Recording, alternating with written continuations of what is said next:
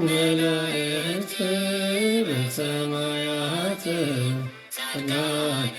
በውስጠት ያከብርዋ ለሰንበት መላእክት በሰማያት ጸጋን በውስጠት ወኩሉ ፍጥረት አስማት ወመላእክት እለ ውስተ ደም ያዕረፉ እስመ ባቲአ ኩሎሙ ያከብርዋ ለሰንበት መላእክት በሰማያት ጻድቃን በውስተ ገነት ያከብርዋ ለሰንበት መላእክት በሰማያት ጻድቃን በውስተ ገነት ወኩሉ ፍጥረት በስመ አብ ወወልድ ወመንፈስ ቅዱስ አሐዱ አምላክ መጀመሪያ በክርስቶስ ክርስቲያን ወልድ ወልዳን ብመንፈስ ቅዱስ ድማ መንፈሳውያን ዝተሰመኹም ናይ እግዚአብሔር ቤተሰብ ከመይ ቀኒኹም ሕራይም በዓል በአቋጻጽራ ቅድስት ኦርቶዶክሳዊት ተዋህዶ ቤተ ክርስቲያንና ሻድሸይቲ ሰንበት ናይ 40 ጾም ኒቆዲሞስ ኢላ እትፍለጥ ኒቆዲሞስ ዝበሃል መምህር ናብ ጎይታናን አምላኽናን መድሓኒናን ኢየሱስ ክርስቶስ መጺኡ ምስ ጎይታናን ምስ አምላኻናን ምስ መድሓኒናን ኢየሱስ ክርስቶስ ዓበይቲ ነገራት ዝተዘራረበሉ እዩ። ካብተን 5 አእማደ ምስጢር ዝበሃላ ብዝያዳ ኣብተን 2 ዝተዘራረበሉ እዮም። ብዛዕባ ጥምቀትን ብዛዕባ ትንሣኤ ሙታንን ብዛዕባ ዘለዓለማዊ ህይወትን ዝተዘራረበሉ እዩ።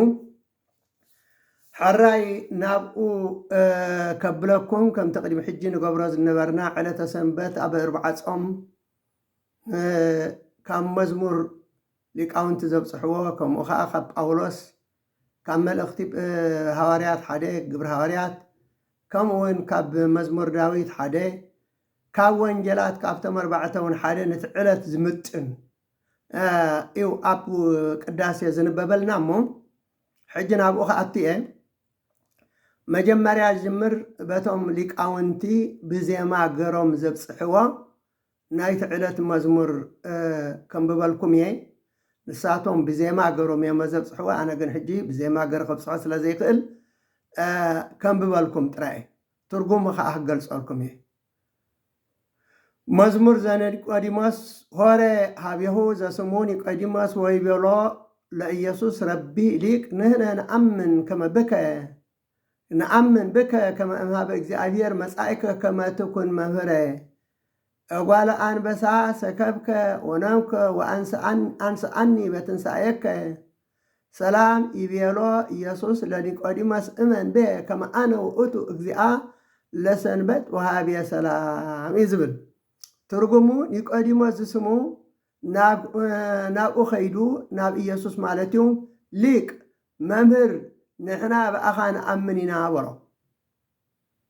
مغنياتو كاب እግዚአብሔር መምህር ኮይንካ ከምዝ መጻእካ በሎ ውላድ አንበሳ ተጋዲንካ ደቂስካ ሙዛዕባ ትንሣኤ ዝገልጽ ዘሎ ማለት እዩ ብዛዕባ ኣብ መቃብር ምእታው ተጋዲንካ ደቂስካ ኣተንስኣኒ ብትንሣኤኻ ከምቲ ንስኻ ዝተሳእካ ኢኻ ኣተንስኣኒ ይብላ ኣሎ ማለት እዩ ሰላም ኢየሱስ ንኒቆዲሞስ ኣነ ጎይታኣ ንሰንበት ወሃቢ ሰላም ናይ ብሓቂ እመን በኣይ በሎ ምክንያቱ ጎይታ ንሰንበት ኣነ ስለዚ በኣይ እመን በሎ ይብሉ ማለት እዩ ከምዚ እናበሉ እናተመላለሱ እቲ መዝሙር የብፅሕዎ ማለት እዩ ብድሕሪ ሽዑ ኣቅዳሴ ዝንበበልና ካብ መልእኽቲ ጳውሎስ ናብ ሰብሮሜ ምዕራፍ 7 ካብ ቁፅሪ 1 ክሳብ 14 ኮይኑ እንታይ ዝብል حواتي مساخاتكم حقي تفلطو سبات يزارب زلخو حقي نسب زملكو بهوتك سعزلو طرائيو مخانو دا ايتفلطنيكم سبيتي سبعا بهوتك سعزلو بحقي مسؤ ارسرتيا انت ميتو قنا كاب حقي سبعا فتحتيا امبر فتحتيا امبار سبعا بهوتك كله نخالق سبعا انت خونت زماوتي اتبهال سبعا انت ميتو قنا كاب حقي حراوز امو نخال سبعا انت تمرعوز زماوتي ايكونا نبل زي انت ايبلنا زلو مغنياتو سبعاي اندحر رأى سبيتي كاب سبعا تفاتحا سبعا بهوتو انها لو خلو مسكال سبعاي كتمرعو اي فقدن سبعاي ونكمو سبيتي بهوتا انكولا انت دعا بهوتو كله بهوتا كلا ناكال سبيتي كمرعو اي خلن اندحر رأى تفاتحهم يزبلنا زلو مغنياتو بكي ينبرو يزبل زلو تقال اكزيابير حراي مالت نسبعين سبيتن معرئيو اتفتح يفقدن انت تفاتيحهم كا وي تعرقوا وي كا بكي ينبرو سقيلهم ينبرو يزبل تصحف سلازين املاق فرم انت كنفري نسخات كون حواتي نخال مالت نيتي كاموتاس تنسئ مانتي كتكونوا بسقا كريستوس كاب حقي مسيح حراوصيكم يخم ابت بسقا اتنبرلو زنبركم غزيه نموت زخون فري كفري بحقي تلعيلو اب سقانا تمنيت حاتاتي عينه بري حجقنا باريقت ناي صحف حقي انا بابرا كنكتل زي كونس بحدش منفساو هيوت كنقلقل كابت اسير الناس النبر حقي موتنا كابو تفلنا انتاي دعا كنبلينا ات حقو ده حاتياتيو يا ايفانون بزي حقين حاتيات اينفلت قوان نيري حق زي جنزبك ايتمن انت زبل نتبنيت اينفلت قوان نيري حاتيات بزي حق موتيو حاتيات قنا نت تأزاز مخنيات من مقبار كفوء تبنيت زبل على الليك ادم بزي حق انا ياو نبركو تأزاز مسمس اقنا حاتيات ياو كوني انا موتكو اتي هوت كمتص زتوهابة تأزاز ناي موت كونني كمي حاتيات مخنيات رخيب بتأزاز أسحتني بقون قتلني امبار اتحقي قدسيو اتتأزازون قدسيون صادقنيو سنايو اتسناي دو دائيو ناي موزم صالي يا ايفالون موزم صالي سي حاتياتيو حاتيات مخانم انت خجلص كابت سناي غيرو موت امصالي بزي كا ات حاتيات بهونات تأزاز فصم حاتيات كم زغنه من تقلص حقي حقي منفساو مخانو نفلطينا انا قنا نحاتيات زتشتقو موات سبيه يبلها اريا قدس باولس قصيلو زنببلنا قدماي ملእخت يوحنس معرف 4 كاب قصري 1 كساب 10 انتاي يبل اتم فقراتي بزحات حسوت نبيات ناب عالم توافيرم اللهم اتم منافستي كاب املاخ انت خوينم مرمريب مغنياتو بحلفي ابز زلنا غزي بزحات حسوتي نبياتي نازبلو سبخت وانجلي نازبلو ممهراني نازبلو نسب زعشو نسب زتاللو اب عالم توافيرم الله يبلنا نمنفس زبله كله ايتامنوا مغنياتو سي كن مرمرد انبر ازي انا نبي اسلزبلنيا انا حواري اسلزبله انا ممهري اسلزبله ازي نمزحاتون كوم ايلو كمص حد حساو يخل سلازخونه سي نكل ايتمنوا نمنفس زبله كل ايتمنوا نمنفس املاكا بزي اخم تفلطوا يسوع كريستوس سبب كوينو خمز مصز امن زبله كل منفس كب املاخيو يسوع كريستوس سبب كوينو خمز مصز امن زبله كل منفس غنا كب املاخ يكونن زيكا اتي خمز مصز سمعكم زلخم ناي صره كريستوس منفسيو مغنياتو كا قدست دنگل مريم كاب سغا كاب نفس وسيدو كمز تولد زي يأمن نزي زقاوم اندحر خوينو بفلاي اتون كوم زي زبلو رخص منفس زلوم مخانوم يزبلنا يسوع كريستوس سب مخانو كمز مص زي امن زبله مخنياتو اتسب كبلو زب خاله كريستوس يسوع كريستوس كابيو كابدنا قدست دنگل مريم كاب سغا كاب نفس وسيدو سب كوينو حجون درو اب علم الله يبلنا له حجون درو اب علم الله ኣቱም ደቀይ ንስኻትኩም ካብ ኣምላኺኹም ካብቲ ኣብ ዓለም ዘሎ መንፈስ እቲ ኣባኻትኩም ዘሎ መንፈስ ዝዓቢ ስለዝኾነ ንስኻትኩም ነቶም ሓሰውቲ ነቢያት ስዒርኩሞም ኢኹም ንሳቶም ካብ ዓለም እዮም ከመዛራርባ ዓለም ከዓ ይዛረቡ ኣለው ዓለም እውን ትሰምዖም ኣላ ንሕና ካብ ኣምላኽ ኢና ንኣምላኽ ዝፈልጥ ይሰምዓና እቲ ካብ ኣምላኽ ዘይኮነ ኣይሰምዓናኒ ንመንፈስ ሓቅን ንመንፈስ ሓሶትን ከዓ በዚ ኢና እንፈልጦ ኣቱም ፍቁራተይ ፍቅሪ ካብ ኣምላኽ እያ እሞ ንሓድሓና ንፋቀር ዘፍቅር ዘበረ ኩሉ ካብ ኣምላኽ ዝተወልደ እዩ ንኣምላኽን ወፈልጦ ርኢኹም እንፋቀር እንድሕር ኮይና ካብ ኣምላኽ ተወሊድና ኣለና ንኣምላኽ ከም ንምምልኾ ንኣምላኽ ከም ንኣምኖ ከዓ ብምንታይ ኢና ንፈልጥ ነናሓድሓና ንፋቀር እንተኮይና ምክንያቱ መድኃኒ ዓለም ክርስቶስ ሓድሽ ትእዛዝ ሂወኩም ኣለኹ ኢሉ እቲ ትእዛዘይ ከዓ ነናሓድሓድኩም ክትፋቀሩ እዩ ኢሉና ምክንያቱ ሓደ ሰብ ውላዱ ተፋቂሮም ኣሳኒዮም ተሰማሚዖም ክነብሩ ደኣምበር ክበኣሱ ኣይደለን መድኃኒ ዓለም ክርስቶስ ከዓ እቶም ደቁ እቶም ኣመንቱ እቶም ሰዓብቱ እቶም ተኸተልቱ ዝኾንና ነናሓድሓድና ተፋቂርና ኣሳኒና ክንነብር እናተሓጋገዝና ይደልየና ኣምላኽ ፍቅሪ እሞ እቲ ዘፍቅር ንኣምላኽ እቲ ዘየፍቅር ንኣምላኽ ኣይፈልጠን ኢሉ ኣምላኽ መሰረቱ ፍቅሪ ከዓ ካብ ሰማያት ናብዚ ዓለም እዚ ኣውሪድዎ ሰብ ኮይኑ ኣብዚ ዓለም እዚ ተሰቕለ ስለዚ ኣምላኽ ፍቅሪ እሞ እቲ ዘየፍቅር ንኣምላኽ ኣይፈልጦን እዩ ኣምላኽ ንፍቅሩ ብወዱ ብሂወት ምንትኽነብር ነተሓደዱ ናበል ዓለም በምልኣኹ ገለጸልና እግዚኣብሔር ኣምላኽ የፍቅረና ምዃኑ ብምንታይ ኢና ንፈልጥ ነቲ ሓደ ወዱ ናብ ዓለም ብምምፃእ ኣብዚ ዓለም እዚ መፂኡ ብሰሪ ገበና ቆሰለ ብሰሪ ኣበሳና ተኸትከተ ንሕና ሰላም ምእንቲ ክረክብ መቕፃዕቲ ናብኡ ወረደ ንሕና እውን ብስምብራቱ ሓዋና ከም ዝበለ ኢሳይያስ ነቢይ ኣብ ምዕራፍ 53 ስለዚ እግዚኣብሔር ኣምላኽ የፍቅረና ምዃኑ በዚ ኢና ንፈልጥ ነቲ ሓደ ወዱ ናብ ዓለም ብምልኣኹ ኣብዚ ዓለም እዚ መፂኡ ከዓ ኣብ መስቀል ተሰቂሉ በጃና ስለዚ ሓለፈ እግዚኣብሔር ኣምላኽ የፍቅረና እግዚኣብሔር ኣምላኽ ይፈትወና ምዃኑ በዚ ኢና ንፈልጥ ኣምላኽ ባዕሉ ስለ ዘፍቀረና ንሓጢኣትና ከርሕቕ ኢሉ ንወዱ ስለ ሰደደልና እዩ እምበር ንሕና ስለ ዘፍቀርና ኣይኮነን ስለዚ ንሕና ስለ ዘፍቀርና ኣይኮነን ምክንያቱ ኣቦና ኣዳምን ኣደና ሔዋንን ፍቅሪ ናቱ ዝነብሮም ነይሩ ዝበሎም ሰምዑ ነይሮም ግን ትእዛዙ ጥሒሶም ንሱ ግን ባዕሉ ኣፍቅርና ጸላእቱ ኮለና ናብዚ ዓለም እዚ መፂኡ ባዕሉ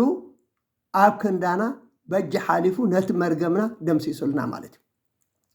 ሓራይ ቀፂሉ ግብረ ሐዋርያት ምዕራፍ 5 ካብ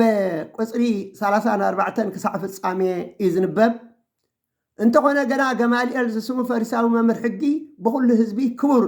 ንሐዋርያት ሓንሳብ ኣብ ደገ ከጽንሕዎም ኣዘዘ ይብለና እዚ እንታይ እዩ ዝብለና ዘሎን ሐዋርያት ሒዞሞም ኣሲሮሞም ክቀትልዎም ይሓስቡ ስለ ዝነበሩ ሓደ ምሁር ገማልኤል ዝስሙ ሰብኣይ ግን ንሐዋርያት ኣብ ደገስ ክጽንሕዎም በልኦም ይብለና ምክንያቱ ክመኽሮም ደልዩ እዚ ትገብርዎ ዘለኹም ጽቡቕ ኣይኮነን እዞም ሰባት እዚኣቶም ግደፍዎም ካብ ኣምላኽ እንተኮይኑ ዝምህርዎ ዘለው ምስ ኣምላኽ ኣይትበኣሱ ካብ ሰብ እንተኮይኑ ከዓ ባዕሉ ክጠፊ ኢሉ ክምህሮም ክነግሮም ስለዝደ ኣቱም ሰብ እስራኤል ብዛዕባ እዞም ኣብዞም ሰባት እዚኣቶም ክትገብርዎ እትሓስቦ ዘለኹም ነገር ተጠንቀቑ ኢሉ ተጠንቀቕሉ ቅድሚ ዘን መዓልትታት እዚኣተን ቴዎዳስ ኣነ ዓብየ እናበለተን ሲኡ ነይሩ ኢልዎ 400 ዝኣኽሉ ሰባት ከዓ ሰዓብዎ እንተኾነ ንሱ ተቐትለ እቶም ሰዓብቱ ከዓ ኩሎም ተበቲኖም ጠፍኡ ብድሕሪ እዚ ከዓ ብግዜ እቲ ህዝቢ ዝተጻሕፈሉ ዘመን ይሁዳ በዓል ገሊላ ተንስአ ብዙሕ ህዝቢ ከዓ ኣስድዐ ንሱ ጠፈ እቶም ሰዓብዎ ዘበሉ ኩሎም ድማ ተዘርኡ ሕጂ ከዓ ኢልዎም ኣነ ይነግረኩም ኣለኹ ነዞም ሰባት እዚኣቶም ግደፍዎም ኣይትተንክይዎም እዚ ምኽሪ እዝን እዚ ግብሪ እዝን ናይ ሰብ እንተኮይኑ ክፈርስ እዩ ናይ መን እንተኮይኑ ናይ ሰብ እንተኮይኑ ዝገብርዎ ዘለው ክፈርስ እዩ ክጠፍ እዩ ናይ ኣምላኽ እንተኮይኑ ግና ነዞም ሰባት እዚኣቶም ከጠጥብዎም ኣይትኽእሉን ይኽእሉ ምክንያቱ ናይ ሰባት እንተኮይኑ እዚ ገብርዎ ዘሎ ብሰብ ተመሪሖም እንተኮይኖም ክጠፊ እዩ ናይ ኣምላኽ እንተኮይኑ ግን ነዞም ሰባት እዚኣቶም ከተጥፍዎም ኣይትኽእሉን ዋላ እንተ ሓረድኩም ዋላ እንተ ኣሰርኩም ዋላ እንተ ሰቐልኩም ዝገበርኩም እንተገበርኩም ምክንያቱ ንፍቃድ እግዚኣብሔር ክቃወመ ዝኽእል የሎን በሎም ምስ ኣምላኽ ምበኣስ ከይኾነኩም በሎም ነቲ ምኽሩ ተቐበልዎም ሃዋርያት ፀዊዖም ገረፍዎም ብስም ኢየሱስ ከይዛርቡ ኣዚዞም ከዓ ገደፍዎም ንሳቶም ግና ምእንቲ ስሙ ውርደት ንምቕባል ብቑዓት ኮይኖም ስለ ዝተረኽቡ ካብቲ መጋብያ እናተሓጎሱ ወፁ ዋላ እንተወቕዕዎም ዋላ እንተገርፎም እናተሓጎሱ ምክንያቱ ምእንቲ ስሙ ውርደት ክቕበሉ ሓሳር ክቕበሉ መከራ ክቕበሉ ሽግር ክቕበሉ ዝኾነ ነገር ብቑዓት ስለ ዝኾኑ እናተሓጎሱ ካብቶም መጋብያ መፁ መዓልቲ ኣብ ቤተ መቅደስን ገዛገዛን እናዘሩ ኢየሱስ ክርስቶስ መሲሕ ከም ዝኾነ ከየብከሩ ይምህሩ ነበሩ ይብለና ቀፂሉ ስብከት ናይ ቅዳሴ መዝሙር 17 ፍቅዲ 3 እዩ እንታይ ይብል ሃወፅቀኒ ሌሊተ ወፈተንኮ ልቤ ኣመከርከኒ ወይተረክበ ኣመፃ በላኣልየ ይብል እንታይ ማለቱ ከመ እይንብብ ኣፉየ ግብረ እጓለ እመሕያው ትርጉሙ ንልበይ ተዓዚብካዮ መርሚርካንስ ገለ ክፉ ኣይረኸብካን ከምቲ ካልኦት ሰባት ዝገብሮ ብኣፈይ ክፉ ኣይዛረብን እየ ይብል ሕራይ እዚ ስብከት ብዜማ ክንብሎ ኢና ሃወፅቀኒ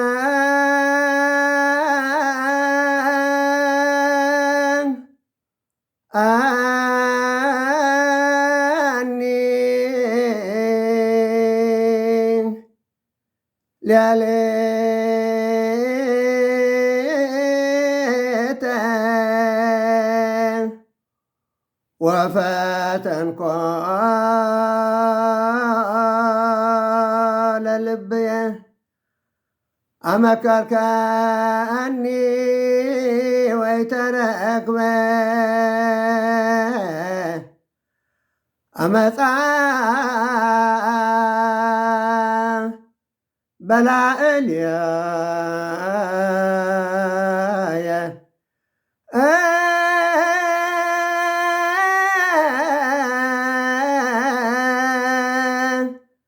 ከመ እየንብብ ኣፎየ ግብረ እጓለ እመሕያው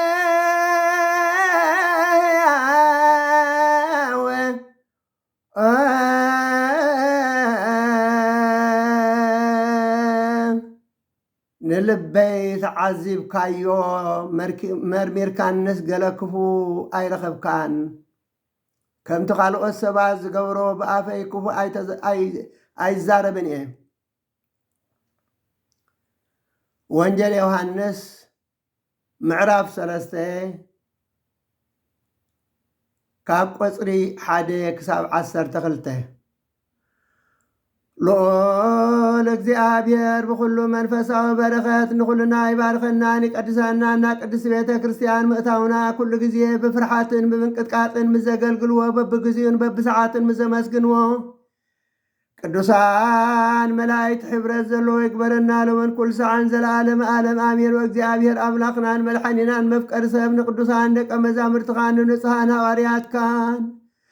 ከዛዓወሰን ዓለም ከስተምሩ ዝለኣካዮም ንስኻ ኢኻ ናይ መንግስትኻ ወንጌል ክምህሩን ክሰብኩን ኣብ ውሽጢ ህዝብካ ዘሎ ኩሉ ደውየን ኩሉ ሕማምን ከሕውዮ ካብ ዓለመ ቀዲሙ ዝነብረ ሕቡእ ምስጢርካ ክምህሩ ዝለኣካዮም ንስኻ ኢኻ ሕጂኻ ኦ እግዚኣብሔር ኣምላኽና ብርሃንካን ጽድቅኻን ለኣኽልና ናይ ልብናን ናይ ሕልናን ኣዕንቲ ኣብርሃልና ቃል ቅዱስ ወንጀልካ ብጥባት ክንሰምዕ ዝብቓዕና ግበርና ከም ሰማዕና ክንሰርሕ እምበር ክንሰምዕ ጥራይ ይኹና ክንዲ ሓደ 30 ሰናይ ፍረ ኣብ ሂወትና ክፈሪ ናይ ህዝብኻ ኣበሳ ናይ ህዝብኻ በደል ናይ ህዝብኻ ኃጢአት ክትገድም ንመንግስተ ሰማያት እውን ዝተዳሉና ክንከውን ግበረና ብሮክ እግዚአብሔር ኣብ ኣሃዝየ ኩሉ ዓለም ኣምላክና ኣይኮቶ ለኣብ ወብሩክ ወልድ ዋሕድ እግዚእነ ኢየሱስ ክርስቶስ ኣይኮቶ ወልድ ወብሩክ መንፈስ ቅዱስ ጰራቅሊጦስ ኣይኮቶ መንፈስ ቅዱስ ሃሌሉያ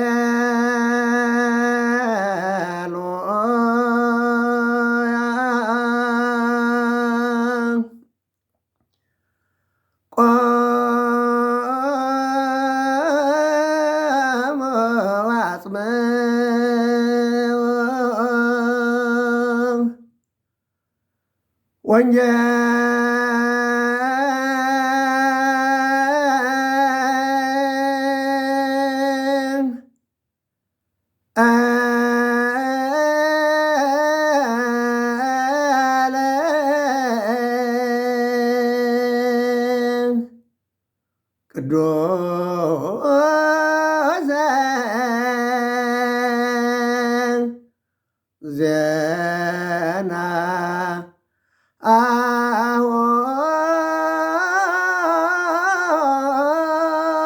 አሁን ለእግዚእነ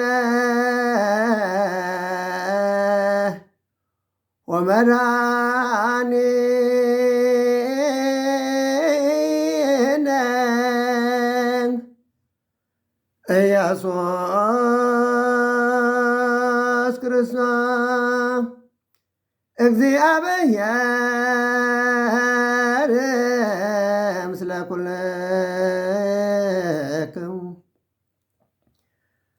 ምስለ መንፈስከ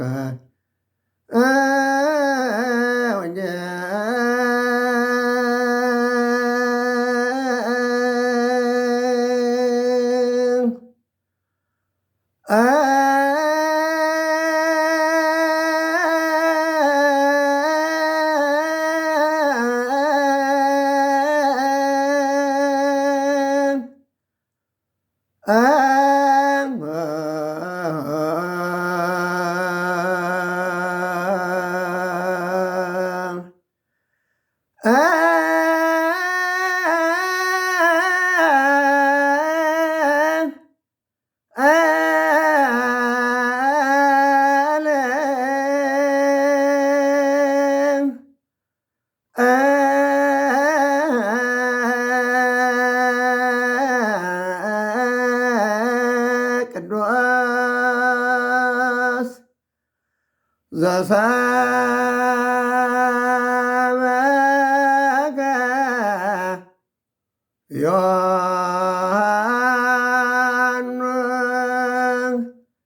ዮሐንስ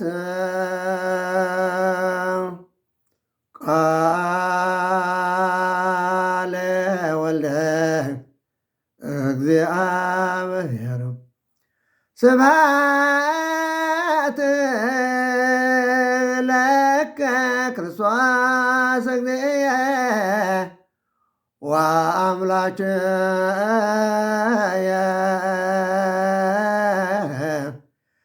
ኩሎ ጊዜ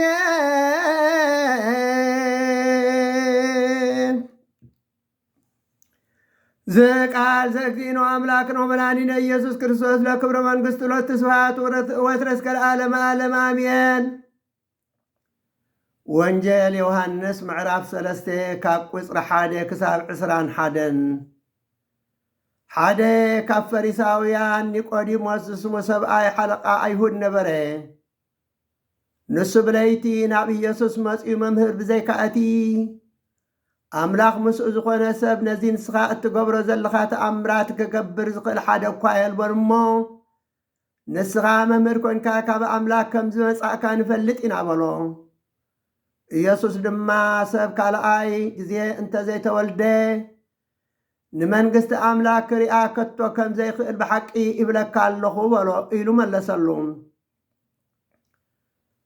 ሓለቃ ኣይሁድ ስለ ዝበሎ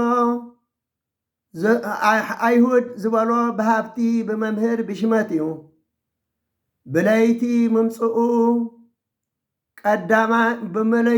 ከዓ ቀዳማይ ብክርስቶስ ንዝኣመነ ኣይሁድ ካብ ቤት ጸሎቶም ይሰግዎ ስለ ዝነበሩ ከይሰግዎ ፈርሒኡ። ወንጌል ዮሐንስ ምዕራፍ 9 ፍቅዲ 10-22 ንመልከት። ካልኣይ ኣብ ክርስቶስ ሙሉእ እምነት ስለ ዘይነበረ እዩ። ካልኣይ ቆሮንጦስ ምዕራፍ 3 ፍቅዲ 14 ንመልከት። ሳልሳይ ክቡር መምህር ይበሃል ስለ ዝነበረ ኣብ ክርስቶስ ይመሃር ኣሎ ከይበሃል ኢሉ እዩ። ኒቆዲሞስ ከዓ ሰብ ከም ሰኣረገ ከመይ ኢሉ ክውለድ ይኽእል? መሊሱ ናብ ከርሲ ኣዲሁ ኣትዩ ክውለዶ ይከኣል ይበሎ። ኢየሱስ ድማ ከምዚ ኢሉ መለሰ ብሓቂ ይብለካ ኣለኹ ሰብ ካብ ማይን ካብ መንፈስ ቅዱስን እንተዘይተወልደ ናብ መንግሥቲ ኣምላክ ክኣቱ ዝኽእል ከቶ የልቦን እቲ ካብ ስጋ ዝተወልደ ስጋ እዩ እቲ ካብ መንፈስ ዝተወልደ ከዓ መንፈስ እዩ ካልኣይ ክትውለዱ ብግዲዩ ስለ ዝበልኩኻ ኣይትገረም ንፋስ ናብ ዝደለዮ ይነፍስ ደሃዩ ከዓ ትሰምዕ ካበይ ከም ዝመጽእን ናይበዩን ከም ዝኸይድን ግና ኣይትፈልጥን ኢኻ እቲ ካብ መንፈስ ዝተወልደ ዘበለ ድማ ከምኡ ይበሎ ኒቆዲሞስ ካልኣይ ብስጋ ምውላድ መሲልዎ ነበረ ክርስቶስ ግና እቲ ካልኣይ ልደት ካብ ማይን ካብ መንፈስ ቅዱስን ብጥምቀት ይበሎ ኒቆዲሞስ ከዓ እዚ ደኣ ከመይ ኢሉ ክኸውን ይኽእል ኢሉ ሓተቶ ኢየሱስ ድማ መሊሱ ከምዚ ይበሎ ንስኻ መምህር እስራኤል ኢኻ እዚ ነገር እዚ ዶ ኣይትፈልጥን ብሓቂ ይብለካ ኣለኹ እንፈልጦ ንዛረብ ዝረኣናዮ ንምስክር ኣሎና ነዚ ምስክርና ግና ኣይትቕበልዎን ኢኹም ናይ ምድሪ ነገር ነጊረኩም ካብ ዘይተኣምኑስ ናይ ሰማይ ነገር እንተነገርኩም ግዳ ከመይ ገርኩም ክትኣምኑ ብዘይካ እቲ ካብ ሰማይ ዝወረደ ኣብ ሰማይ እውን ዘሎ ወዲ ሰብ ናብ ሰማይ ዝዓረገ ሓደ እኳ የልቦን በሎ ምኽንያቱ ሃብቲ ሙሴ ንኢያሱ ሃብቲ ኤልያስ ንኤልሳ ከመይ ገሩ ከም ዝተዋህበ ኣይትፈልጥን ኢኻ ዝወልቂ ምዕራፍ 27 ፍቕዲ 18 ዘፀአት ምዕራፍ 34 ፍቕዲ 9 ንመልከት ንኢያሱ ወዲ ነውየ ሙሴ ኢዱ ስለ ዘንበረሉ መንፈስ ጥበብ መልኦ ይብል ምኽንያቱ እቲ መንፈስ ናይ ሙሴ ኣብ መን ሓዲሩ ኣብ ኢያሱ ሓዲሩ ኣብ ቀዳማይ ነገሥቲ 19 ፍቕዲ 19 ኣብ ካልኣይ ነገሥቲ ምዕራፍ 2 ፍቕዲ 9 ኤልያስ ንኤልሳዕ ካባኻ ከይተወሰድኩ እቲ ክግበረልካ እትደልዮ ለምን በሎ ኤልሳዕ ድማ በጀኻ እቲ መንፈስካ ኣብ ልዕለይ ዕፅቢ ይኹን በሎ ኤልያስ ካባይ ክትወሰድ ከለኻ እንተሪኢኻኒ ክኾነልካ ይበሎ ምክንያቱ እቲ ናተይ መንፈስ ኣባኻ ክሓድር እንተኮይኑ ካባኻ ክውሰድ ከለኹ ምክንያቱ እግዚኣብሔር ኣምላኽ ንሰማይ ክዕርጎ ከም ዝኾነ ፈሊጡ ስለ ዝነበረ ኤልያስ እንታይ ኢልዎ ካባኻ እወ ክውሰድ ከለኹ እንተሪኢኻኒ ክኾነልካ እዩ እቲ ኣባይ ዘሎ መንፈስ ኣባኻ ክሓድር ይበሎ እናተዘራረቡ ከለዉ ሰረገላ ሓውን ኣፍራስ ሓውን ንኽልቲኦም ፈላለዩ ኤልያስ ብህበብላ ንፋስ ናብ ሰማይ ዓረገ ኤልሳዕ ኣቦይ ኢሉ ነቲ ባርኖስ ኤልያስ ካብቲ ዝወደቐ ኣልዒሉ ነቲ ማይ ዮርዳኖስ ወቕዑ እግዚኣብሔር ኣምላኽ ኤልሳዕ ኤልያስ ኣበይ ኣሎ በሎ እቲ ማይ ናብ ክልተ ተኸፍለ ኤልሳዕ ከዓ ተሳገረ ይብለና ስለምንታይ እቲ ሃብቲ መንፈስ ቅዱስ ናይ ኤልያስ ኣብ ኤልሳዕ ስለ ዝሓደረ እዩ ስለዚ ጎይታናን ኣምላኽናን መድሓኒናን ኢየሱስ ክርስቶስ እዚ ከዓ ክትፈልጦ ኣይትኽእልን ኢኻ ኢልዎ ምክንያቱ እቲ ንፋስ ዳሃዩ ትሰምዕ ካበይ ከም ዝመፅእን ናበይ ከም ዝኸይድን ግና ኣይትፈልጥን ኢኻ ስለዚ ክትፈልጦ ኣይትኽእልን ካብ ዓቕምኻ ንላዕሊ እዩ እግዚኣብሔር ኣምላክ ግን ብጥበቡ ብኽእለቱ ክገብሮ እዩ ኢሉ ኣረዶ ብኡ ዝኣምን ዘበለ ኩሉ ናይ ዘለኣለም ህይወት ክረክብ እምበር ከይጠፍእሲ ከምቲ ሙሴ ኣብ በረኻ ንተመን እንሰቐሎ ወዲ ሰብ ድማ ከምኡ ክስቀል ይግባእ እዩ በቲ ሓደ ወዲ ዝኣመነ ዘበለ ኩሉ ናይ ዘለኣለም ህይወት ክረክብ እምበር ምእንቲ ከይጠፍእሲ ኣምላኽ ንወዱ በጃ ክሳዕ ዝህብ ክሳዕ ክንድዚ ንዓለም ኣፍቀራ ምክንያቱ ኣምላኽ ንወዱ ናብ ዓለም ዝለኣኾ ዓለም ብኡ ምንቲ ክትድሕን እምበር ንዓለም ክፈርድ ኢሉ ኣይኮነን ይብል ክርስቶስ ዝተሰቐለ ዝተነግረ ትንቢት ንምፍጻም እዩ ምክንያቱ ንሱ ከይተሰቐለ نسو بجانا خي حلفه مرقمنا بدلنا حاتاتنا كدمسس لزي خئل كم إلهم تنبيهم سلاز نبرو إذا تنبيت زين مفتصام أبزهولك مبرهي أبزهولك معرف عسران حدا فقد حمشتك كساب شعات انتر إنا إسرائيلاويان بمخنيات مقبي ننبي مسيان إكزيابير أقرام رمولهم مخنياتو انتاي أبزي بتئمتن بسم إنكت ودونا ديهم نابزي أمسيكمنا كاقبس أوسيكمنا إلهم يوم عسعس إلهم ممالد إكزيابير كعابت زقبروا زنبرو ريو زندو آتمان زنخزو آتمان سديدو كاب هزب إسرائيل بزحات قتله شعوتهم هزب المسيح نأغان إكزيابيرن بدلنا حاتات قبلنا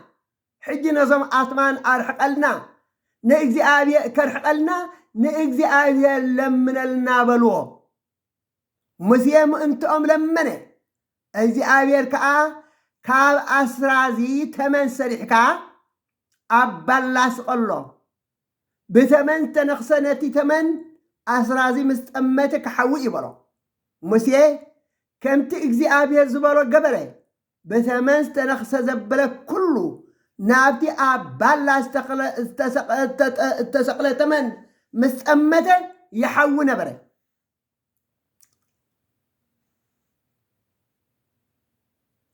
كاب أسراز استسرح تمن ناي كريستوس مساليه مغنيات كريستوس مسقبن النياتات تقصيرو تسقليب إساياس 53 فقد 10 تقلتن مالكت أسرازي مرز زي بلو صريو كم زخونه كريستوس دما صري بهري بتمنز تنخسو إسرائيلاويان أبالان استسقل تمن أسرار زريوم كم زحاويو بسقلت كريستوس بموت كريستوسن نزأمن زبلك كل دما كم زدحن زقلس مساليه أتبو زأمن أي فردنيو أتبو زأمن قنا بحال ود أملاخ سلازي أمن الدرو تفريد ويو اتفدخا أزيو برهان عالم مسأي داك أسهب قنا قبرون كفو سلازخوني كاب برهان سألمات فتو مخنياتو اتي كفو زقبر زبلك كله اتي قبروم انت خيقلت برهان يتسأل ريخما بعال سراقي وي زماوي انت يتسألو برهان يتسألو أسأل ميتون قادو سلازي كفو السرح زخوني برهان يتسأل ناب برهان اي مسئنيو اتي حق زقبر قنا كم تأزاز أملاخ سلازي قبره اتي قبروم انت خيقلت ناب برهان ازمس يبلنا مبري برهان تبهيلو زلو مدهاني آلن كريستوسي أونجل يوحنس معرف شمن تفقد 10 تغلته كمون قصر 4 يزن عالم برهانو أنا إيه سلمات تبهيلو زلو خادي أبولوسي أكل أي كرنتوس معرف شدش تفقد 10 كساب 10 تريدنا صدق إن حاتاتن انتي الرخيبوه برهان مسألمات انتاي حبرت اللوه كريستوس مس ديابلوس انتاي سمم علوي سلازي كام منغسته سميات جهنم اسات كاب نكريستوس نديابلوس ممراص مالتي سلازي ات برهان اتي كوفو زغبرو اتي حماق زغبرو زغبر زبله كله برهان يصل نا برهان كا ايمصني بلنا سلازي نا كريستوس زي مص زبله كله نبرهان صليقو نسألمات فتيلو برهان كا كريستوسيو سألمات كا ديابولوسيو سلازي كبرات كريستيان كريستوساويان نا إكزيابير بيتسب مرج أنا برهان كخونا اللو مرج أنا كريستوس كخونا اللو كريستوس زمس أزبلك كله نايزل عالم هيوات اللو اتبا عايز أمن زبلك كله نايزل عالم هيوات كركبيو مجدن حقن هيوتن أنا اتبا عايز أمن زبلة ولا أنت متقوى بيوت كنبريو إيدان قسمو لبكمو أمانو بإكزيابير وأمانو بيه والسبيت أبيه بزهم هادر ومقراف بطيلنا لبهم أي شبر بأملاخ أمانو بأيكا أمانو أبيت أبوي بزح سفر بزح معادر الله أنا يخيل الله كيدا سفرا خدال والكم سفرا مسدال خلكم تمالي سخمت يمو أبتا أنا زلخوا نسخاتكم كأم مسايم انت ختنبرو كوش دوكم يعلنا كوش لنا إمراني أنا كرسوات